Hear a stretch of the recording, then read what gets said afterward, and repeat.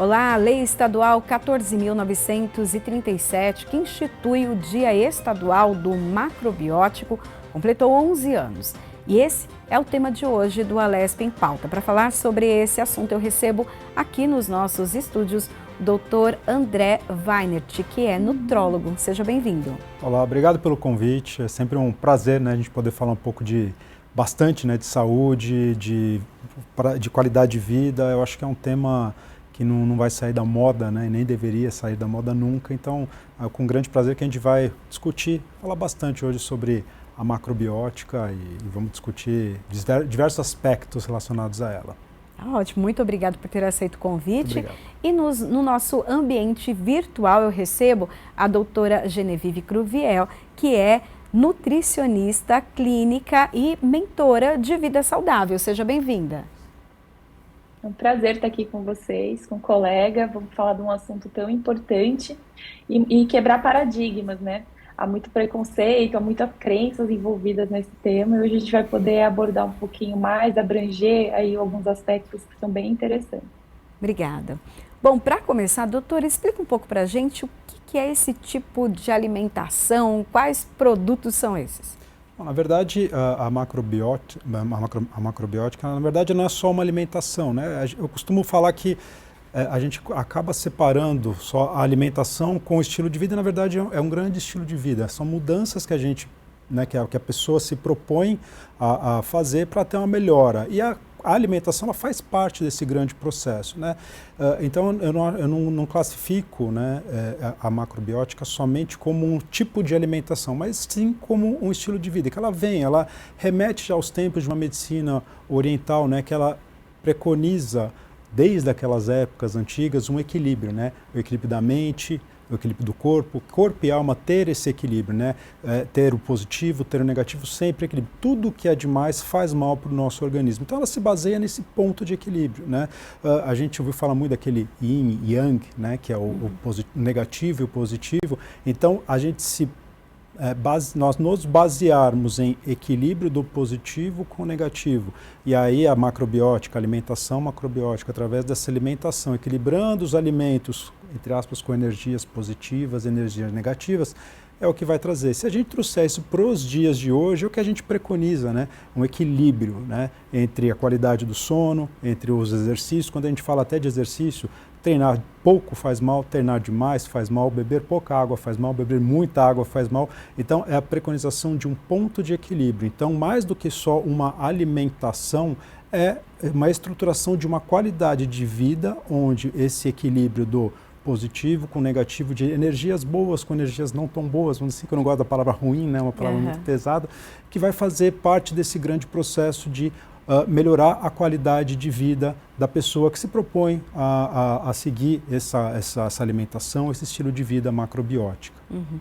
Doutora, o doutor André falou para a gente, então, que é esse equilíbrio entre o bom e o não tão bom assim, mas aí quando a gente pensa em alimentação, o que significa isso? A gente tenta exemplificar, um conceito muito amplo, às vezes a gente traz para um contexto de bom ou ruim, mas na verdade, Priscila, vai ser bem individual. Então, o que é bom para você no seu contexto de vida, no seu contexto fisiológico, metabólico, até genético, não vai ser bom necessariamente para uma outra pessoa, até para alguém da sua família. Então, a nutrição ela deve ser individualizada e esse bom ou ruim ele vai variar de acordo com o momento de vida, a idade, o estilo de vida que você tá levando e também a questão nutricional, o que você tem de necessidade no momento. Então, se a sua alimentação está muito voltada para o yang, os alimentos de mais difícil digestão, são mais secos, a gente vai equilibrar com os alimentos yin, que são os alimentos mais úmidos. Então, isso não é estático, é algo flexível e é algo mais relacionado a você aprender também a reconhecer no seu corpo esse estado de equilíbrio interno e assim fazer escolhas mais conscientes na sua alimentação. Uhum. Quando a gente fala do bom e não tão bom, não quer dizer que a pessoa vai comer alimentos saudáveis e vai equilibrar isso com alimentos de má qualidade, que às vezes aí fica essa impressão, quer dizer que eu posso comer, ir no mercado e comprar um snack, ir no fast food de manhã e à noite fazer uma salada. Não, não é isso, né? Quando a gente fala de alimentos não tão bons, foi o que ela falou, são alimentos equilibrados para aquela pessoa, né? Então você conseguir fazer um equilíbrio alimentar para que a pessoa tenha uma melhor resposta do organismo, uma melhor resposta metabólica. Não quer dizer que a gente possa comer, que esteja liberado comer alimentos ruins e bons, que esse que é o ponto de equilíbrio. Então, que às vezes a gente confunde isso, né? Que não é que essa coisa energética que o alimento traz, o que ela falou do alimento seco, o alimento mais úmido, né? Que é uma das bases da macrobiótica, não quer dizer que você possa ir num fast food e depois equilibrar com uma salada. Quer dizer que você vai comer alimentos de boa qualidade, mas que dentro do seu organismo ele vai trabalhar de maneiras diferentes para que exatamente, né, haja um equilíbrio, que você consiga metabolizar esse alimento de uma maneira mais efetiva, com uma melhor qualidade, que você tenha uma qualidade de vida muito melhor, que traga, seja mais saudável para você, uma longevidade, né? Quando a gente fala de longevidade, é estar saudável por mais tempo, que envelhecer, todo mundo vai envelhecer. O que muda é a maneira que a gente envelhece, né?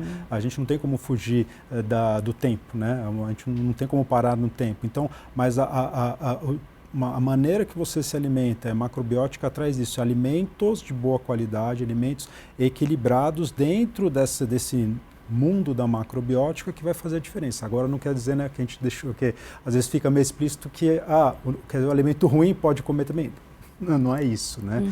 Todo equilíbrio faz parte da vida. A gente fala, né, em qualquer setor, fala assim, se eu estiver numa festa, se for fazer posso comer alguma coisa diferente? Você pode, né? A restrição é muito ruim. É sempre o equilíbrio, mas dentro da macrobiótica não quer dizer que são alimentos ruins e bons no sentido de péssima qualidade e ótima qualidade, mas são alimentos de uma qualidade legal, mas que eles se equilibrem dentro do organismo dessa pessoa. Seriam então assim, alimentos que fazem mal para algumas pessoas ou não têm uma digestão muito boa, mas para outras pessoas isso funciona. Até um dos exemplos que eu vi aqui é alimentos yang. Aí fala arroz, trigo, alface, repolho, né, entre outros. Por exemplo, trigo para mim não é bom. Então é isso que o senhor está falando, encontrar esse equilíbrio do que não é bom para o meu organismo. Sim, qualquer tipo de programa que a gente vai seguir, né, as nutricionistas, elas sabem muito bem disso, a individualização também é importante, porque foi o que você falou, o trigo não me faz bem, você, né, por algum motivo, tem uma doença celíaca, sou intolerante ao glúten, tem pacientes que não sentem nada, tem pacientes que são intolerantes a lácteos. Então, a individualização, se você não tem uma boa digestão, se você não metaboliza bem, se você não tem uma relação boa com alimentos que tenham trigo na sua composição, né, obviamente são alimentos que para você não vai fazer bem, que você não vai ter uma resposta metabólica adequada e que pode desequilibrar o seu metabolismo. Então pode alterar a sua flora intestinal, pode alterar a sua qualidade do sono, pode alterar o seu processo, que seja de emagrecimento, de ganho de massa muscular, de qualidade de vida. Então equilíbrio também dentro dessa individualização, então preconizar alimentos que você tenha uma melhor resposta e tentar eliminar ou diminuir a oferta desses alimentos que você não metaboliza também faz parte desse equilíbrio, exatamente o que você falou. Não quer dizer que se para você faz bem ou faz mal, para ela vai fazer bem, ou para quem está em casa vai fazer bem ou vai fazer mal. Doutora, como é o atendimento a uma pessoa que chega, então, aí no seu consultório e fala que quer fazer seguir esse estilo de vida, né? O que você analisa para poder indicar esse tipo, então, ou dieta, enfim, essas práticas? A alimentação, né, macrobiótica, ela tem diversos princípios, mas se a gente pudesse assim, resumir bem brevemente o princípio do equilíbrio. O equilíbrio consigo mesmo, o equilíbrio com o ambiente, com a região que você vive, os alimentos que estão presentes naquela região, o clima e as pessoas, a comunidade, e também o equilíbrio energético e espiritual, o equilíbrio do todo, né, de você estar nessa autopercepção do fluir. E a alimentação faz parte desse contexto. Então, quando o paciente chega, a gente faz uma anamnese de como é o estilo de vida, de quais são os hábitos já alimentares, familiares, né, pregressos da infância, os hábitos alimentares agora atuais. qual que é o histórico de saúde, se esse paciente já apresenta algum tipo de doença, alguma condição crônica de saúde. São feitos check-ups com exames bioquímicos bem completos para que a gente possa identificar talvez carências nutricionais, alguma questão metabólica. E aí, a partir disso, a gente vai traçar com ele, junto, em conjunto, que essa é uma da questão da macrobiótica, de não ser algo que você fique limitado, é algo que você constrói ali um modo de vida novo, um modo de se alimentar novo, é uma mudança de estilo de vida. A gente vai construir com o paciente essa transição, né? Então, uma transição de hábitos. Primeiro, talvez ele tenha que começar bebendo água no horário certo, de maneira adequada, aprendendo a respirar, a sentir as emoções, porque talvez ele tenha uma descompensação em relação à alimentação por conta disso, a entender quais são os alimentos que fazem bem para o organismo dele, assim como você trouxe a questão do trigo, né? É fundamental que ele tenha essa percepção, muitos pacientes ainda não têm, aquilo que digere bem, o que não digere. Então a gente vai construir, porque saúde é uma construção. E esse é um princípio da macrobiótica, é uma construção para a sua vida, né? Macro de grande, biótica de grande vida. Então, é uma grande vida. Então, é um projeto a longo prazo. Não é uma dieta para que você comece hoje e pare daqui 30 ou 60 dias. É uma mudança de estilo de vida e uma mudança da forma que você se relaciona com o alimento e com o mundo também.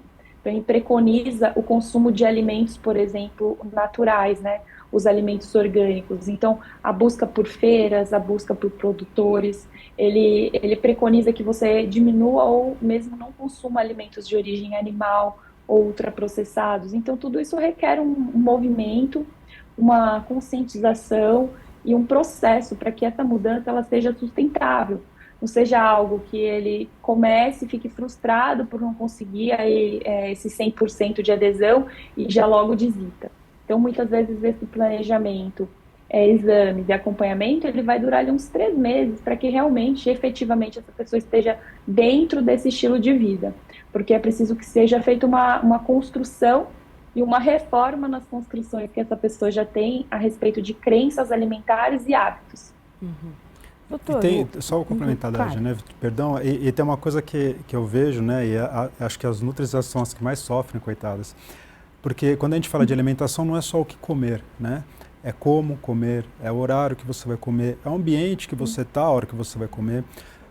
Hoje, nas grandes cidades, você muitas vezes come no carro, você come rápido, você nem repara naquilo que você está comendo. Então, foi o ponto que ela falou, uma das palavras que ela falou, é a relação que você cria com o alimento. Quando você fala de relação com o alimento, não é só o alimento em si você colocar dentro da boca e mastigar, mas é você ter a relação de olhar o seu alimento, do ambiente que você está ao redor. Então, a macrobiótica também tem essa relação que você cria dentro desse ambiente. Uma coisa é você comer na sua casa, sentado, com calma. Outra coisa é você comer num ambiente barulhento, você comer rápido porque precisa levantar, está desconfortável, você tem uma reunião que você não repara o que você está comendo, você não mastiga direito, porque nós não somos o que nós comemos, na verdade. Nós somos o que o nosso corpo faz com aquilo que a gente comeu. Então, a maneira que o alimento entra no nosso corpo e que o nosso corpo aproveita aquele alimento é mais importante do que só consumir aquele alimento. Porque você consumir aquele alimento, você não conseguir metabolizar, não conseguir digerir, não conseguir absorver os nutrientes, ele entra e sai, né? Então, o ambiente faz parte do processo também, e essa é uma coisa muito difícil, porque a gente pediu os exames, ela no consultório dela passar uma orientação, você vai comer isso, isso, isso. Não é fácil, mas para o paciente às vezes fica uma coisa muito impessoal numa folha, ou hoje no WhatsApp, alguma coisa assim. Mas entender o paciente toda essa relação, a hora que ele vai comer, o que ele vai comer, que horas ele vai comer, onde ele vai estar quando ele comer, se ele vai tomar líquido junto, se ele não vai tomar, esse processo digestivo. Então, os exercícios, a noite de sono é importante para metabolizar. Então, essas mudanças na qualidade de vida, né, e tem tudo isso dentro da macrobiótica, não é só passar, né, se você entrar der um Google hoje, você escrever cardápio macrobiótico, vai aparecer um cardápio, você pode seguir aquele cardápio, mas não necessariamente isso seja o conceito, né? Seja a base, seja o real fundamento de tudo isso que a macrobiótica envolve, de alguma outra plano, né? Alguma outra dieta, como quer que chame, seja a base mais importante, né? Não é só um cardápio, não é só olha, coma isso ou coma aquilo porque o trigo te faz mal, né? Mas você conseguir realmente criar essa relação alimento, pessoa, pessoa, alimento. Eu acho que isso, né? Aí que está o grande segredo até dessa que a gente chama de energia do alimento. A energia que o alimento cria em você não é só pelo ato de você colocá-lo na boca, mas é todo o ambiente que você cria junto dele. Uhum. E essa seria a minha pergunta, né? Porque são tantos detalhes que um diagnóstico, não sei se a palavra seria um diagnóstico, mas ter essa visão completa do paciente, ela é muito complexa, né? Como o senhor falou, então tem horário, o melhor horário para tomar água, o melhor horário para almoçar, o melhor horário para dormir. Como consegue fazer esse exame? Tipo essa anamnese, né, que eu acredito. Então, aí é a individualização, né? É exatamente o que ela falou. Você pode ser uma pessoa que você vai dormir às 10 horas da noite e acorda às 6 da manhã. Provavelmente ela deve ter paciente igual a mim que acorda às 4 horas da manhã e vai dormir às 9. Tem paciente que vai dormir meia-noite e acorda às 7. Então, tem pacientes que não têm horários. Então, você conseguir, dentro desse mundo que você entende daquela pessoa, criar um mecanismo para que você consiga adaptar. Não, a pessoa não tem que se adaptar àquilo que você quer. Na verdade, nós profissionais nessa hora, a gente tem que se adaptar àquilo que o paciente nos oferece, porque se a gente não vai conseguir mudar. Se, por exemplo, virasse para você fosse nossa paciente e você falou assim, olha, eu acordo às 7 da manhã, tomo café. Não, você tem que acordar às 5 para tomar café. Você fala, não vou acordar às 5. Então, você não vai conseguir entrar dentro desse mundo, porque não é a sua realidade. Então, hoje, né, cada vez mais, nós temos que nos adaptar ao paciente. Então, uma boa anamnese, um bom exame físico, uma boa conversa, uma boa estruturação, os exames complementares, etc. E você, além de tudo, a gente, né, nas anamneses pergunta, que horas você toma café, que horas você almoça, como é sua noite de sono, você dorme bem, você vê celular na cama. Então, tem vários desses aspectos que são importantes para nós podermos nos adaptar à sua realidade, porque senão não vai dar certo. Uhum. E doutora, quais os benefícios, os principais benefícios? São inúmeros, né? Apenas complementando o que o colega disse, é muito interessante essa questão de que no Oriente e na medicina antiga, né, anterior à nossa medicina alopática, havia um conceito muito importante entre a gente entrar nesse equilíbrio com as coisas, com o ambiente, com o mundo. E hoje a gente vive num total desconexão e desequilíbrio, e não é sobre o que a gente está ingerindo somente, é sobre qual é a nossa relação com esse meio ambiente, com esse mundo que a gente vive. E aí, linkando com a sua pergunta, a melhora imediata é a mudança do comportamento e da autopercepção. Isso já reduz aí os sinais de ansiedade, compulsão alimentar diminui muito, a vontade de comer, né? Não é a fome, é aquela vontade de comer, porque come sem consciência, come em qualquer lugar, come qualquer coisa, fora de horário, desregula toda a questão da insulina, né? Então a gente vai ficando nesse processo que se retroalimenta de uma maneira negativa, trazendo diversas complicações da saúde. Como uma alimentação baseada em produtos naturais, orgânicos, produtos da terra, vindos da natureza, vai trazer benefícios nutricionais, óbvio, claramente, mas benefícios metabólicos em relação à quantidade de fibras, benefícios cardiovasculares, porque são alimentos cardioprotetores, e como preconiza-se que não se consuma ultraprocessados, e são aí o alerta vermelho, né, a carne vermelha e os ultraprocessados são o alerta vermelho para todo tipo de câncer e problema cardiovascular. Então, a alimentação macrobiótica já vai prevenir aí a questão cardiovascular, vai trazer mais disposição. Aquelas pessoas que estão 2 horas da tarde já estão exaustas, extremamente cansadas, com cortisol desregulado, vai trazer de volta essa vitalidade, essa energia, essa vontade de viver e esse novo olhar, essa nova relação de construção com a saúde, né? Porque a saúde é uma construção. No mundo onde a gente espera que as coisas sejam todas muito rápidas, né? 2 segundos ali para abrir um app, para baixar uma coisa e outra, as pessoas não entendem muito que saúde, se alimentar, cuidar de si mesmo é um aprendizado, assim como foi andar, falar, trabalhar, estar numa profissão X ou Y. Então, hoje a gente já tem projetos para que essa educação alimentar venha de base, mas temos muitos adultos ainda precisando desse acolhimento e dessa mudança de perspectiva, uma ressignificação do que significa o alimento. Doutor, se fala muito da questão de descascar mais, desembrulhar menos. Aí a gente entra também um pouco nessa questão de comer o que realmente é saudável. O que a gente pode falar, o que o senhor pode falar de alimentos que, de repente, são gerais, não vão fazer, não tem esse aspecto de pode fazer mal para uma pessoa ou não. Ou não, cada alimento é um alimento, cada organismo é um organismo. Na verdade, a gente, né, dentro da macrobiótica, a gente sempre preconiza alimentos e não produtos alimentícios. Tá? Alimento não tem rótulo, ele não tem ingrediente, ele é o ingrediente. Produtos geralmente são uniões de alimentos e outras, né, a indústria acaba processando ou menos ou mais, né, aquele certo alimento e acaba se transformando num produto. Claro, quando a gente fala de alimentos, existem pessoas que têm uma certa grau de intolerância, pode ter uma intolerância a algum alimento específico, mas de uma maneira geral, quando a gente fala descasque mais e desembrulhe menos, é justamente isso. Por quê? Descascar significa que você está consumindo realmente o alimento em si.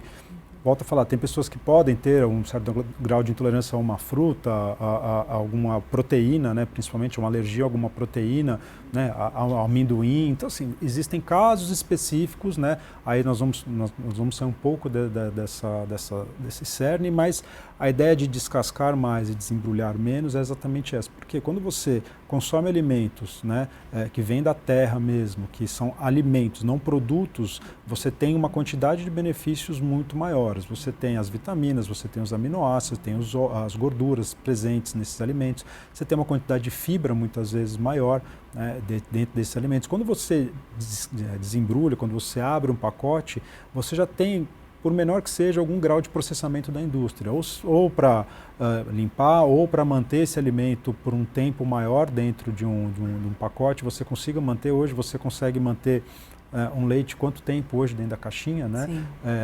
Hoje você consegue manter um pacote de biscoito de bolacha meses dentro do próprio do plástico e não estraga. Então, a indústria, ela preconiza pelo volume que ela precisa ofertar para que as pessoas comprem e também pelo tempo que fica dentro de numa prateleira para que esse alimento, esse produto não estrague. Então, quando você preconiza mais os alimentos, você tem os benefícios de um consumo de uma quantidade melhor e mais equilibrada desses nutrientes. A macrobiótica entra muito nisso, foi o que ela falou, na macrobiótica preconiza-se muito, né, a quantidade, a ingestão de alimentos com fibra, e quando ela fala, né, de melhorar toda essa relação, a gente fala de fibra, a gente fala de intestino.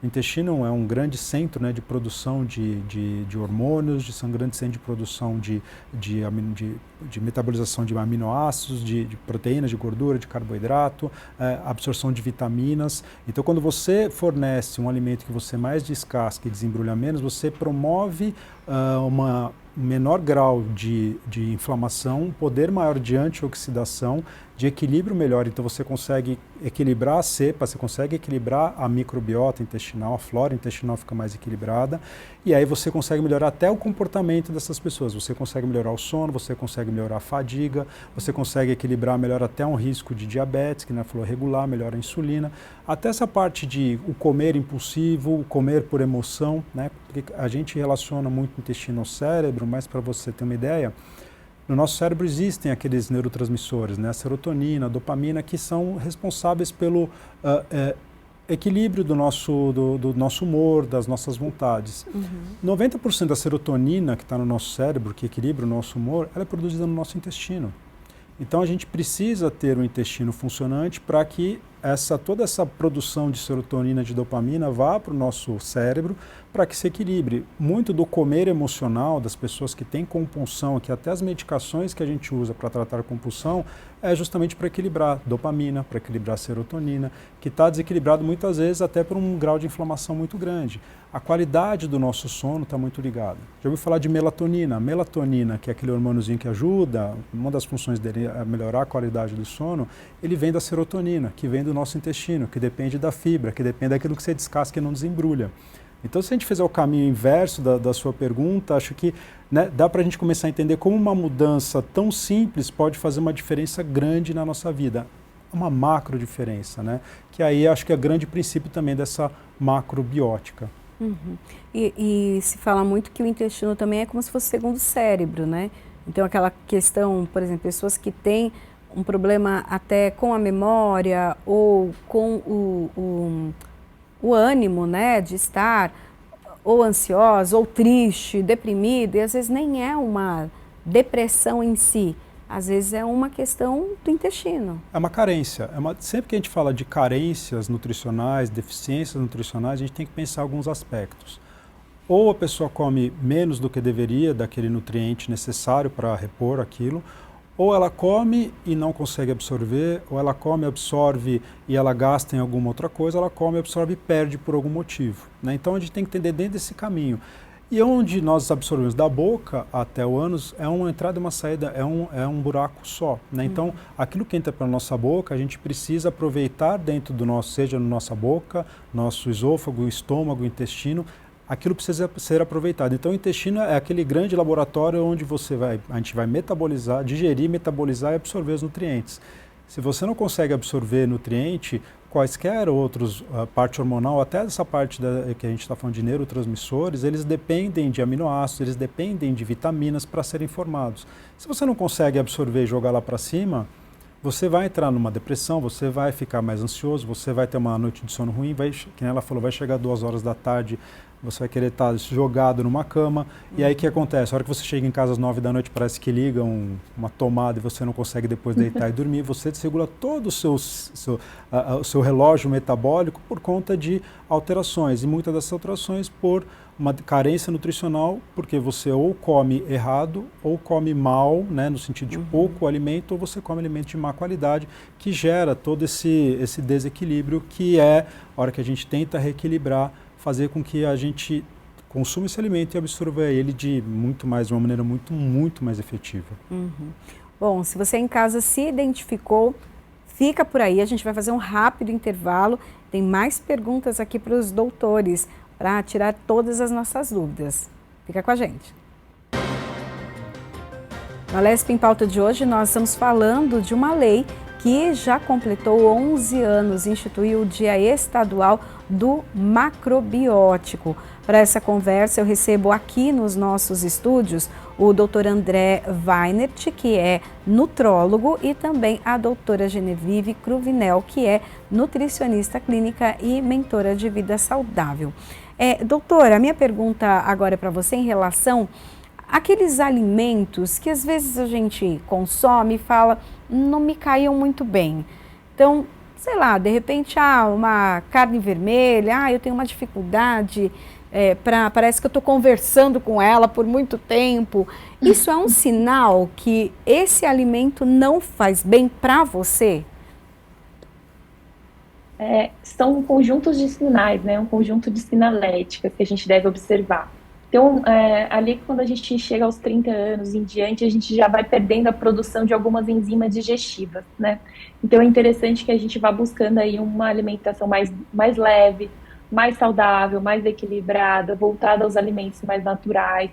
Evite os alimentos fritos em preparos, né, que usem muito óleo, porque tudo isso leva a essa dificuldade na digestão, esse mal-estar, que pode ser confundido, né, com uma questão de intolerância do alimento. Muitas vezes não, é só uma questão natural do seu corpo, num processo dele de vida mesmo.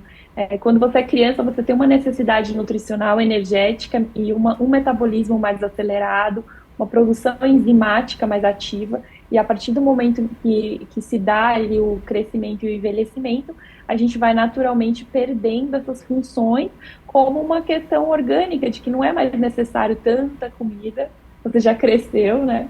Então não é necessário mais que se faça grandes porções, né? Aquela refeição farta. É interessante que isso seja fracionado em porções menores. Então, o consumo de carne no nosso país, principalmente, é uma coisa que extrapola muito a quantidade ideal. Então, o Instituto do Câncer, né, orienta que a gente faça o consumo de, no máximo, 500 gramas de carne vermelha, dando preferência ao preparo cozido por semana. E, assim, muitas vezes a pessoa, em 2 dias, já extrapolou essa quantidade facilmente, aí, se a gente for contabilizar.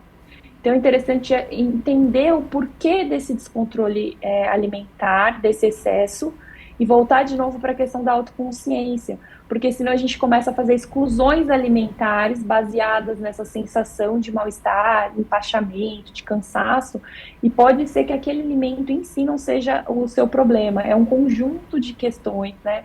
E como o doutor falou tão bem, vão impactar esse intestino, que muitas vezes já pode estar com outras questões, como os pólipos, síndrome do intestino irritável, algum descompensamento de outras funções metabólicas e vai prejudicar essa digestão, essa metabolização. E aí acaba que o alimento sai como vilão. Então é interessante que a gente observe todo esse conjunto e procure orientação médica. Uhum. E até a senhora citou agora a questão dos pólipos ali no intestino. Inclusive, há poucos dias nós fizemos um programa falando sobre esse assunto, mas já no câncer, né? O câncer de intestino, o câncer coloretal, que já tem um índice muito grande e pode estar ligado a essas questões de alimentação, de produtos. Ele está diretamente correlacionado ao consumo de ultraprocessados, carne vermelha, né? Inclusive, estive ontem gravando uma entrevista falando especificamente sobre isso, porque a gente está no Março Azul, que é o mês da conscientização desse processo, desse problema. Então, é importante que a gente entenda que o alto consumo da carne, ou o modo de preparo da carne, vai fazer com que ela produza aminas, né, heterocíclicas, que são substâncias que são tóxicas, precursoras de câncer, por exemplo, e de outros problemas de saúde. Então, que se evite os produtos ultraprocessados e a carne vermelha em excesso também.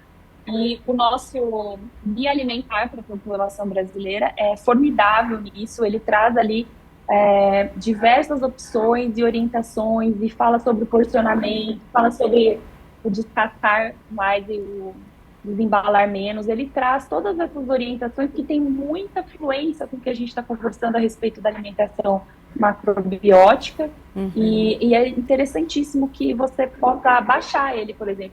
A minha tela ficou diferente aqui. Doutora, até essa questão da alimentação na infância, né? A doutora comentou com a gente que em determinado momento, ali na infância, é preciso ter um consumo maior da quantidade de comida, né? E depois isso passa a diminuir com o tempo. Mas a gente aprende lá errado desde o comecinho? É isso? Na verdade, vem muito acho que desde a gestação, né? Primeira coisa, a gestante sempre ficou aquela peste de que gestante tem que comer por dois, né? Que já começou, então, a própria criança, antes dela nascer, ela acabou de ser gerada, ela já tem, né, algumas alterações da alimentação e geralmente quando a gente, né, mexe até na parte genética, nutrigenômica, etc., a gente já começa a trabalhar hoje, que é muito legal isso, a gente já começa a trabalhar os pais antes até de ter a gestação, né? Trabalhar a parte genética é importante para que diminua também os riscos, né, de um desenvolvimento de alguma anomalia genética, algum problema de saúde para as crianças, porque as crianças têm, né, as mães têm aumentado muito o número de gestantes hipertensas, gestantes obesas, gestantes diabéticas, que não é um problema só para a mãe, mas também para a criança. E aí quando a criança nasce já nesse ambiente errado, vamos dizer assim, alimentar, né, vamos falando da parte de alimentação, ela vai crescer provavelmente, né, porque é muito difícil você ver e também eu não acho nem é justo você ver uma família que os pais comam totalmente errado e queiram que os filhos comam bem, né. Geralmente as famílias que já têm os pais que vêm de uma má alimentação ensinam para as crianças, né, que também elas aprendem que aquela alimentação, né, ela não sabe o que é bom, o que é ruim, porque ela recebe, ela não tem essa informação. Então, para ela, em tese, aquilo ali é uma alimentação ok, uma alimentação saudável, quando na verdade não é. Então, muitas vezes elas aprendem a comer errado, aprendem a comer mal, por responsabilidade, muitas vezes, do ambiente familiar. E a gente sabe hoje que as crianças que têm óbvio que tem necessidade maior, porque está em fase de desenvolvimento, de crescimento, né, a fase do estirão, então, né, não importa se é menino ou menina, mas tem uma necessidade calórica maior, Mas, volto a falar, não é só a quantidade, é a qualidade. Porque hoje você consegue ter um aporte de caloria muito grande, um alimento que a gente chama, tem uma densidade calórica grande. Se você abrir um pacote de um snack, você consegue facilmente hoje consumir 800 mil calorias e um fator alimentar, o valor nutricional quase nada ali dentro, né? Você não está ofertando nutrientes, está ofertando caloria. Então, o valor calórico, sim, para a criança maior é importante, mas se você conseguir equilibrar isso, né, com uma quantidade proteica adequada, com uma quantidade de carboidrato adequada, com uma quantidade e qualidade de gorduras boas também, fibra, água, então todo esse complexo que vai fazer diferença. Então, a criança tem, a gente depois vai diminuindo, né, e mulheres têm uma necessidade um pouco menor do que do homem por causa de composição corporal. Aí a gente pode entrar se as pessoas são mais ativas ou menos ativas, sedentárias, não sedentárias. Então, existem alguns outros aspectos que vão gerir também a necessidade dessa pessoa, da gente ofertar, mas a criança tem essa necessidade pelo crescimento. Mas, volto a falar, não é só a quantidade, não é só o valor calórico, mas a qualidade. E isso vem de gerações a gerações, né? Eu lembro, minha mãe falava que quando eu era pequeno, era muito comum você dar para a criança madeira de refrigerante de cola. Era super comum, né? E hoje a gente sabe que não, né? Era dar um pãozinho com uma mamadeira de refrigerante. Né? Se você fizer isso hoje, as pessoas vão te julgar, etc. Por quê? Porque você tem mais informações diferentes do que você tinha antes. Então, acho que aproveitar uma informação de qualidade e levar isso, né, para a criança. E colocar um prato saudável para uma criança não é punir a criança, muito pelo contrário, né? É colocar, porque a criança não tem essa sensação muitas vezes do paladar. Quando ela aprende a comer alimentos mais palatáveis, é óbvio que ela vai preferir comer uma batata frita do que um brócolis se ela ficar todo dia comendo batata frita, porque ela é mais palatável, ela traz uma sensação de prazer até para a criança. Mas não quer dizer que você não deva, a gente não tem essa obrigação, né, como pai ou como orientador, de colocar melhor qualidade em quantidade, mas também qualidade para essa criança, para ela poder realmente no futuro, se ela quiser fazer qualquer outro tipo de alimentação, mas ela vai já estar inserida dentro de um ambiente mais saudável, porque muitas vezes nós como adultos temos dificuldades porque a gente come mal e tem que fazer uma mudança drástica por uma alimentação saudável, que nem sempre é aquilo que a gente quer todo dia, toda hora, porque a gente, né, sofre, nós somos coitados, a gente sofre, a gente está cansado e a gente quer ter aquela comida do conforto. Então, às vezes, fazer essas mudanças depois é muito mais difícil. Se você conseguir trazer isso para a criança, para a vida dela, isso não vai ser uma imposição, isso vai ser o estilo de vida dela. Vai ser o que ela precisa e ela vai entender. Então, teoricamente, fica muito mais fácil de você orientar e fica muito mais saudável, tanto para os pais quanto para a própria criança no desenvolvimento dela. Mas, doutor, dentro desse estilo de vida, tem um espacinho, por exemplo, uma pizza no fim de semana, comer um hambúrguer, ou não? A pessoa, ela segue esse estilo de vida, então ela sempre vai fazer escolhas mais saudáveis. Volto a falar de que a gente falou no começo, o equilíbrio. Eu acho que tudo faz parte do equilíbrio. Tudo que é de mais não é legal e tudo que é de menos não é legal. Existem, né, e aí, né, pela experiência, né, não sei se dela também, mas tem pessoas que realmente assim, elas já entraram, se inseriram num contexto e falaram, eu não gosto de pizza, não quero comer, mas eu tenho pessoas que são super saudáveis, que seguem a risca, que são atletas, e que não deixam de comer um pedaço de pizza, não deixam de ir num evento, não deixam de ter a vida social também. De repente, vou tomar uma taça de vinho, tá tudo bem, pode tomar sua taça de vinho, pode comer seu hambúrguer, mas a pessoa, né, ela aprende que isso faz parte de só alguns momentos da vida, né? São momentos que ela vai aproveitar, mas não fazer desses momentos a rotina. Como tem pessoas que muitas vezes também elas aprendem a comer legal, aprendem a comer bem, aí vira para mim e fala assim, nossa, André, eu comi um pedaço de pizza no sábado, fiquei mal. Não, eu acho que vou deixar bem para de vez em quando, eu vou escolher até melhor quando eu for errar, entre aspas, porque eu não me senti bem. Então ela aprende aquilo que faz bem para ela, acho que isso é o mais importante. Não é só ela ter essa liberdade de alguém virar, você pode, você não pode, porque isso é muito chato, mas ela entendeu até onde ela pode chegar e até onde ela não pode mais ir. E isso vai fazer parte de um grande aprendizado, né? Não é só em um mês, 6 meses, mas é a vida inteira dela que ela vai aprender. Se um dia ela chegar e falar, olha, eu quero comer a pizza, para mim não tem problema algum, ela tem que ser feliz, a gente tem que ter os momentos de felicidade, mas não colocar o alimento como uma fonte da única felicidade que ela vai ter no dia, porque ela está sempre cansada, ela está sempre chateada, está sempre nervosa. Aí acho que a gente muda, virando essa chave, a gente começa a fazer toda a diferença. Doutora, até essa questão, né, que a gente está falando da alimentação, dos produtos, por isso que a gente tem tanta gente obesa, mas ao mesmo tempo desnutridas. Essa questão, né, existe também um sobrepeso, porém a pessoa está desnutrida, não está alimentada. Já é uma questão de saúde pública no mundial, né? Porque, como o doutor bem colocou, são alimentos hipercalóricos, hiperpalatáveis, mas que não têm base nutricional, ou seja, eles não fornecem os nutrientes mínimos, né? Que seriam os macronutrientes aí em quantidades adequadas e muito menos os micronutrientes, os minerais, as vitaminas, né, os flavonoides, substâncias que protegem o nosso corpo, produzem todos esses hormônios de bem-estar. Então, uma coisa que é interessante observar é que esses alimentos ultraprocessados, a pizza, o sorvete, o hambúrguer, ele traz para você os primeiros 3, 4 minutos de uma sensação gostosa, de prazer, né, de dopamina, mas que se você começa a propor para o paciente a autoobservação, a digestão é ruim, a sensação no corpo é ruim, não é uma sensação de mais energia. Então você se alimentou para ter energia e nutrição e você termina a alimentação cansado, com aquele sono e sem energia. Então não faz muito sentido. Então a gente vai propondo para o paciente que ele faça essas outras reflexões para que ele vá tendo percepção de como isso funciona no corpo dele. Um exemplo que a gente pode dar é o álcool, né? A pessoa que bebe, na hora é legal, e aí qual que é o resultado posterior no seu corpo? Perde o rendimento no treino, se sente mal, às vezes dá enxaqueca. Então, o alimento natural, ele vai te trazer bem-estar, mais do que aquela sensação palatável momentânea. Então, propor até para as crianças, né? Como você sente no corpinho, como você come tal alimento? Ele fica alegre? A gente vai trazendo lúdico, vai trazendo conhecimento e vai trazendo essa percepção do nosso sentir, que está além dessa sensação de prazer momentânea que vem ali com o alimento.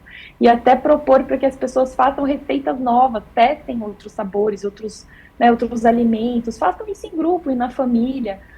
Proponha, leva um prato diferente. Agora a gente está chegando na Páscoa, é uma ótima data para fazer isso, para que você perceba que a alimentação saudável, ela não é punitiva ou privativa de sabor ou de gostos. Na verdade, é só porque você aprendeu o caminho mais fácil, que é pegar um pacotinho e abrir, né? Tá ali com as pessoas que você ama e comer aquilo. Então, dê valor à ambientação, ao afeto, à proximidade com as pessoas e utilize o alimento como uma forma de vínculo de uma maneira mais positiva. Isso vai ajudar. A regulação da leptina, ela está também correlacionada, né?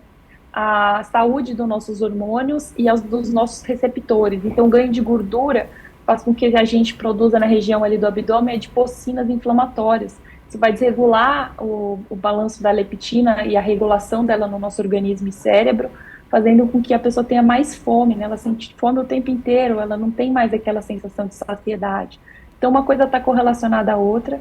E quando você começa a perceber como é o funcionamento do seu corpo, você começa a cuidar dele não como algo punitivo, mas com amorosidade, porque você quer ter uma vida mais longeva e estar mais próximo das pessoas que você ama, você quer ter mais energia para fazer as coisas que você gosta, inclusive, e a alimentação proporciona tudo isso. Doutor, mas me veio aqui em mente um desafio que traz essa mudança de hábitos, estar com outras pessoas. A gente tem uma questão até social que é o comemorar. Então, comemorar está ligado à comida. Aconteceu uma coisa boa, vamos comemorar. Então, vai para um restaurante, enfim. O inverso também é verdadeiro.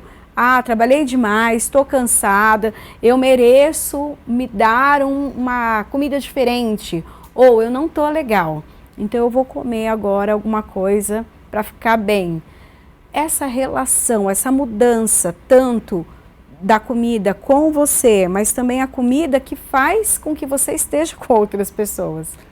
Lembra no começo que eu falei que a macrobiótica não é só a comida, é tudo aquilo que envolve. Então, quando a gente fala da alimentação, é o ambiente. E a gente tem alguns aspectos, né? Nós criamos o ambiente também é criado e nós estamos inseridos no meio. Então, existem diferenças, né? Então, quando a gente fala de mudanças de estilo, não é só chegar na nutricionista ou chegar no médico, né? Tem que ir na nutricionista, no médico, tem que ir numa psicóloga, um terapeuta, para você entender tudo isso que está envolvendo esse estilo de vida que você está inserido. Então, fazer mudanças, eu sempre falo para o meu paciente, fazer grandes mudanças muito rápido e todas ao mesmo tempo, vai dar errado. Né? Uhum. Então, se ele quiser parar de comer um monte de chocolate, pizza, hambúrguer e começar a comer só a salada, seguir 100% a macrobiótica, acordar às 5 da manhã, meditar, fazer triatlon, daqui a uma semana ele não está fazendo mais nada, porque isso vai deixar ele mais cansado. Então,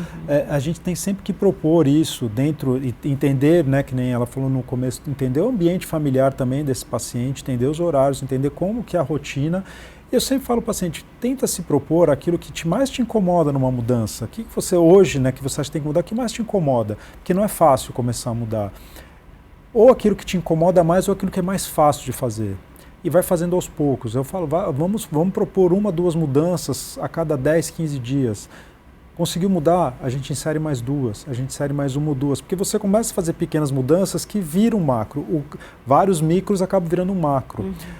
Mas esse é um grande desafio, porque a gente tende a fazer mudanças drásticas de qualquer custo, de qualquer maneira, porque a gente entra, né, vai no consultório, sai de lá, fala, meu Deus, eu preciso mudar, eu preciso fazer, e quer fazer todas as mudanças, e é o paciente que daqui a 1 mês não volta, porque em 15 dias ele não perdeu peso, ele não mudou nada, ele está mais irritado, mais nervoso, porque cortou um monte de coisa, e ele tende a piorar, ele tende a ter um efeito rebote, inclusive, daquilo que ele se propôs a fazer. Então, quando você faz mudanças pequenas, aos poucos, e você trazer o paciente junto, né, e não largar o paciente, estar junto dele, né, sempre incentivando e tentando fazer com que ele entenda que essas mudanças são importantes, não só para ele, mas para a família. Então, quando você trata os pais que têm filhos obesos, eu sempre falo, pensa no seu filho. Você quer que seu filho chegue onde você chegou hoje e está desesperado? Não quero. Então vamos pensar, vamos fazer uma mudança pensando nele. Quando traz a criança, também chama o pai, chama a mãe, fala, olha, precisa mudar, né? A gente brinca, né? Quem tem animal de estimação fica super preocupado em dar só a ração para o animal, que é equilibrada tudo, e está entupindo o filho de porcaria. Né? É uma relação que até hoje não entra na minha cabeça, mas é muito comum isso. Porque está muito relacionado ao prazer, e muito mais, né, dependendo de se for os pais, é muito mais relacionado à ascensão do próprio prazer e a frustrações que estão ligadas à relação com os filhos, etc.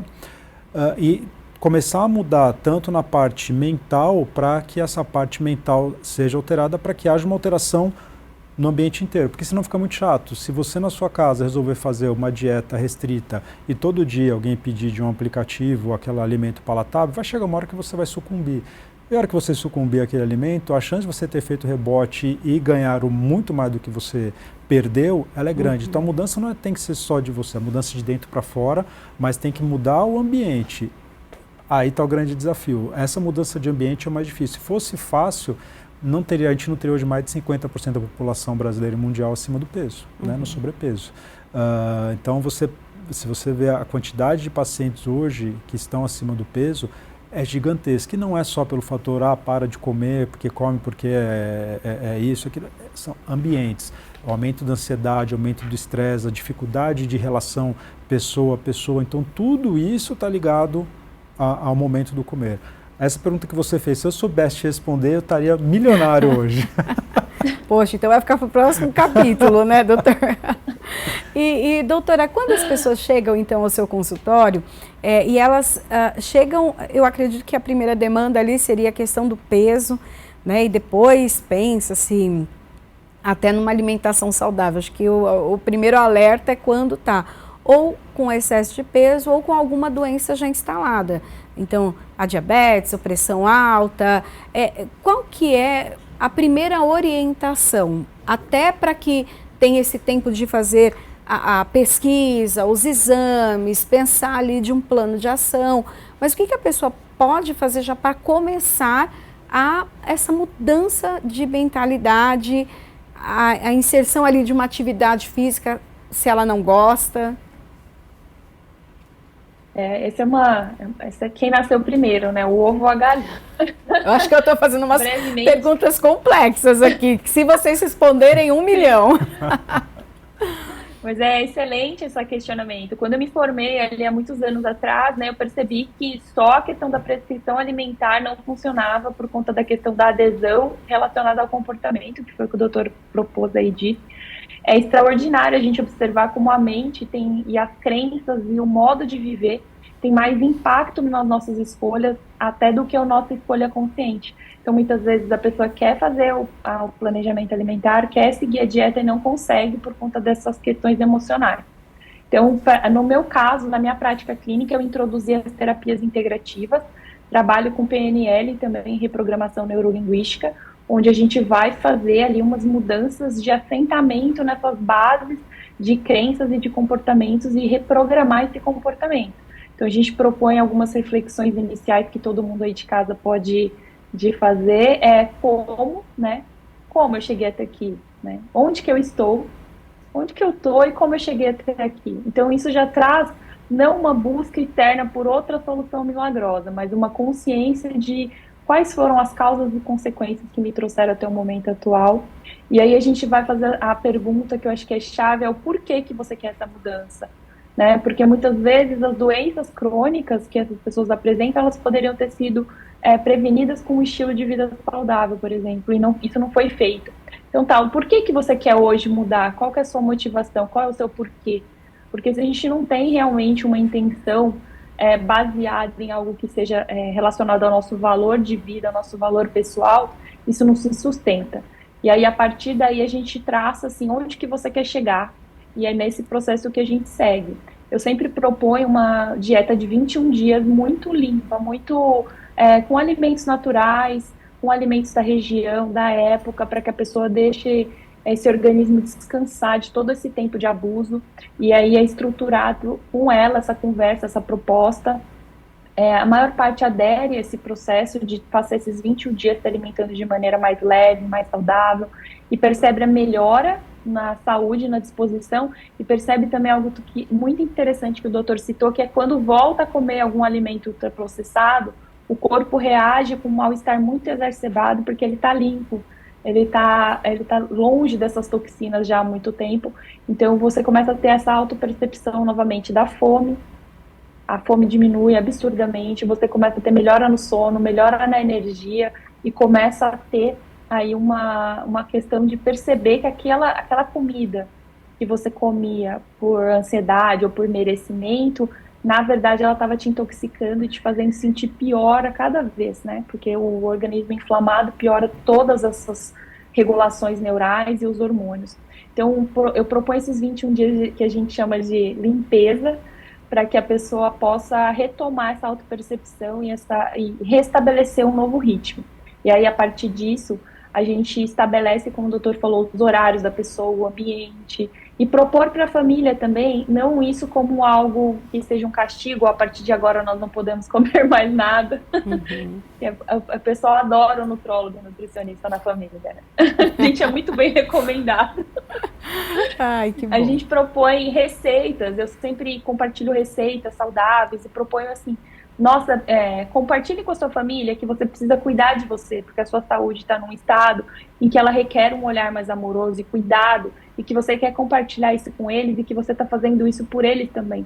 Porque se você não tiver qualidade de vida e não tiver saúde, e você talvez não esteja nem aqui, né, dependendo de alguma condição que essa pessoa tenha, nem estará aqui daqui 10 anos para estar compartilhando essa refeição. Então, por que não todos juntos trabalharmos para que a gente tenha mais saúde aqui, né, num conjunto? E aí acaba que a gente ressignifica a forma de olhar para as coisas, né? O copo sempre pode estar meio cheio ou meio vazio. Sim. É a forma como a gente olha para a realidade e faz com que a gente consiga fazer novas construções, inclusive de hábitos, né? Que mesmo aqueles bem arraigados da infância. Uhum. E, doutor, essa mudança de vida, né, em todos os aspectos que a gente falou até agora, pode curar doenças, por exemplo, a diabetes, a pressão alta, doenças que já estão instaladas? A gente não pode prometer que só na alimentação vai se curar doenças. A gente pode, dentro de um plano alimentar legal, de você fazer uma dieta, né, saudável, você pode melhorar e muitas vezes você pode sim controlar a ponto de até tirar as medicações, né?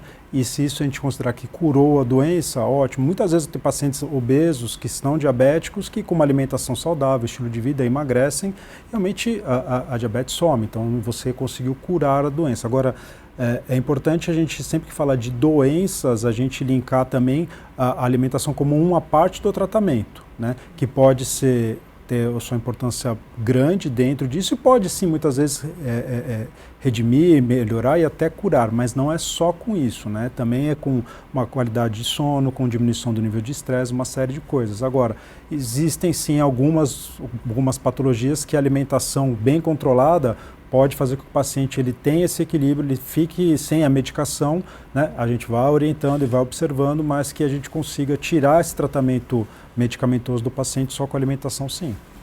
Bom, nós chegamos no finalzinho já do nosso programa. Quero agradecer a participação dos meus convidados aqui, deixar ainda um minutinho para as considerações finais, deixar um recado para quem está em casa. Então, agradeço em primeiro lugar a doutora Genevieve Cruvinel, que é nutricionista clínica e também especialista aí no bem viver. Obrigada, doutora. Eu que agradeço, um prazer estar aqui para a gente falar de um assunto tão importante. Eu espero que esse nosso breve bate-papo possa incentivar vocês a pesquisarem mais, a buscarem outras alternativas. Você que está nos assistindo, dá para ter uma vida saudável, equilibrada, comendo coisas gostosas, não é uma vida de privação. Basta você entender o seu organismo e procurar profissionais que possam te auxiliar aí nessa jornada, que a mudança é uma jornada, é uma construção diária, super possível. E, assim, com o tempo você vai perceber que só tem ganhos. Obrigada. Também quero agradecer a participação do Dr. André Weinert, que nutrólogo, conversou com a gente aqui, trouxe tanta informação. Obrigada, doutor. Eu que agradeço, muito obrigado. Foi muito rico essa discussão, foi rica demais. E sempre deixar assim, né? A gente não tem que tomar remédio para melhorar, a gente tem que melhorar para não tomar remédio. A gente tem que melhorar a qualidade de vida e a melhorar de qualidade de vida vem em vários aspectos e a alimentação é uma delas, né? E o que a gente falou, não é, em nenhum momento a gente falou de punição, nós estamos falando de reequilíbrio. Acho que o equilíbrio em todos os aspectos da nossa vida, inclusive na alimentação, é que vai fazer toda a diferença. Então acho que esse é o grande recado que eu queria deixar aqui. Mas eu agradeço, muito obrigado. Eu que agradeço. Bom, e o programa Alesp em Pauta fica por aqui. A gente se encontra na programação da Rede Alesp.